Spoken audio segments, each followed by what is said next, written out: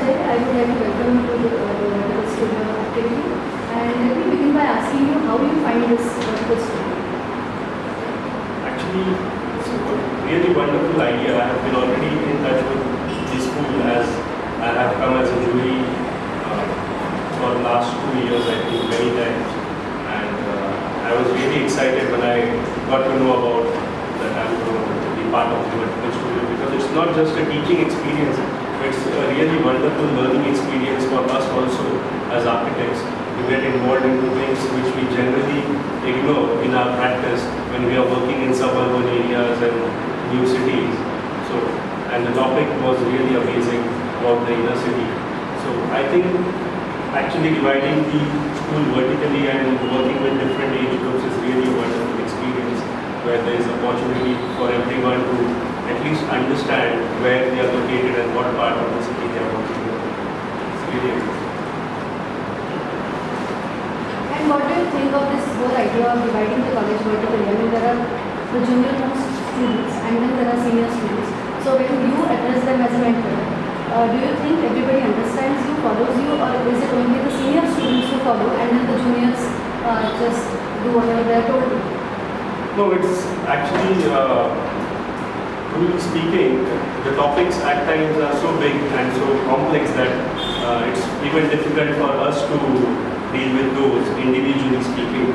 But in terms of students, I feel that of course there's some sort of excitement in everyone, because I heard that there are a few first year students who have recently joined the school, and at least knowing about these things at this age is good enough to create an attitude towards architecture. What's really necessary, because by looking at your own city or the history of the city in this way creates a very different attitude and a respect. What is missing in today's time when we look at students just like looking at things over internet and trying to decide what they would like to do. So it's better to understand when we are working before we create anything, really speaking. And what do you think of this design issue that we are trying to address in this vertical studio, which is the revitalization of the inner city?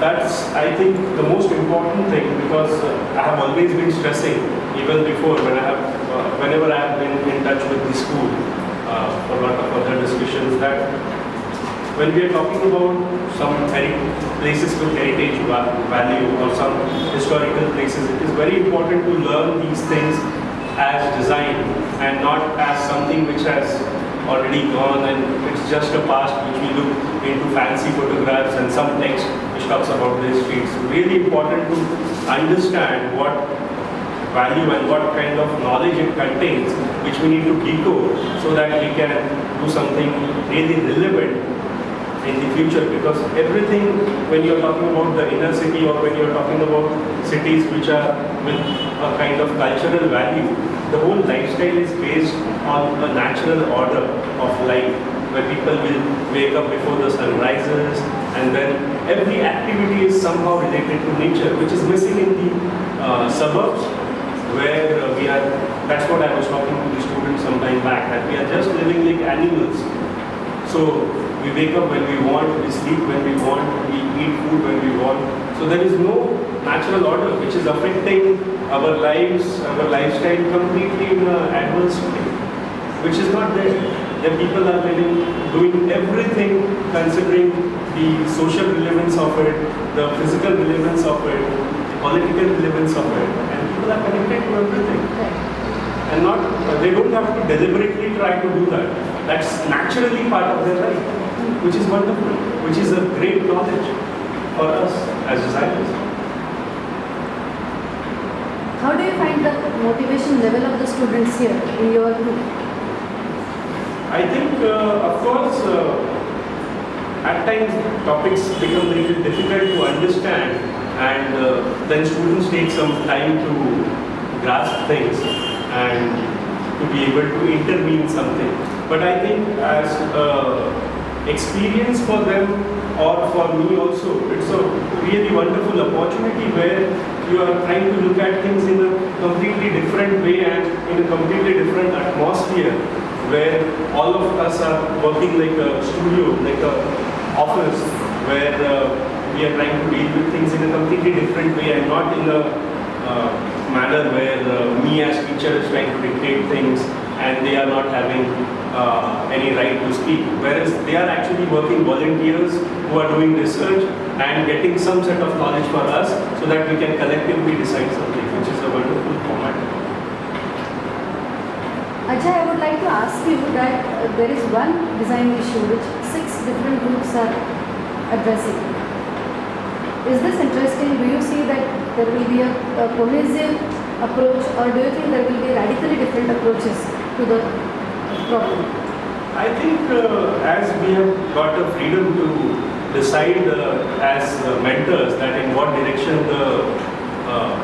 every group can go, as we say, if I am the mentor, I have been given the freedom from the school to decide that in what direction we will go. But sensitively speaking, if we try to understand the real issues of what the problem is, we wouldn't dare to do something absolutely alien. And by default, when you get to know about so many things of the history and of the current complexities what that place is going through, I don't think anyone would dare to do something insensitive. So by default, after knowing so much facts about the goods and bads and the problems of their life, you automatically tend to behave or tend to think in a very humble manner, which is going to be one important thing, I think, across all the groups. But I'm sure if someone wants to think something radical and something futuristic, there could be a possibility. But when I look at the point of view, what I am looking at this problem and being a local, staying in Nashik, I have already got some background and already got some very deep connections. So, truly speaking, personally, I can't dare to do anything absolutely alien or anything radical just for the sake of doing it. As an architect, as a professional, as a teacher, as a mentor to these students, what do you think you are going to take away when you go away from this student? I think this is a very interesting situation what we within mentors were also talking about, because when we come here as teachers, we suddenly keep aside what we are doing professionally and we start talking very idealistically. So we start teaching them things in a very idealistic manner, like you have to do research, this is the method you should go with, and that is the way you should do things, and commercial should never be part of your thinking, and we are not doing all of this for money. So when we say this, it is also our responsibility to go back and follow it in some manner. So it is surely some sort of sharpening to even our attitude when we go back. There is some addition and there is some addition in the completely way of thinking and the way of working. Right. And that will surely reflect in the works which I keep on doing individually. Because what I have learned from these people is surely going to add up to my work in some of the other way. And Ajay, you have been a student not very long ago. Yeah. I mean, you have been on the other side, and then now you are on the other side, like you are a mentor, a teacher. Do you think the thinking of the students, the approach of the students has changed very much or too drastically in the last few years? I think as students, we shouldn't ever try to blame them, because I think we might be falling short in some way. And forget about mentor, like I never consider myself on that side. I always want to be on this side, because on the student side, of course, because that's the way you will always keep on learning. Trying to go on the other side is just trying to show, the attempt is always then in that case to show that how you are a teacher and how you know something more than the students, which is not the case ever. It's a completely open field in terms of design. When we say the most junior student can come up with the most radical idea. So that's the way I think. And lastly, what would you like to tell the students of IDEA? I think, as personally speaking, I have been already conveying a lot of things to them. But actually speaking, what I personally don't like of course, technology in my office is the biggest boon for us, and we do use technology at all the levels. But what is important is to understand that when we are talking about architecture, we are talking about physically built objects, where we are somehow creating an atmosphere where people are living. So when we are talking about something like this, it is really important to do or to work or design in a way where you could physically feel that. So model making, I feel, is really a very important thing when they are working, or physically trying to draw things, because the connection what the mind and the hand has is really important. Of course, you can then use technology to any extent, and I'm not trying to be old school when I say this, but it's really important, and once you start practicing, you start realizing it. Even when I completed my architecture, I was very much fantasized by digital architecture, and I have worked in that direction for a few years to understand the pros and cons. But when you come back and when you start practicing, ultimately, you understand that history is the best way to teach you what to do in the future. So I think those methods are really relevant some of the other ways. When you make a model, you can be in that space.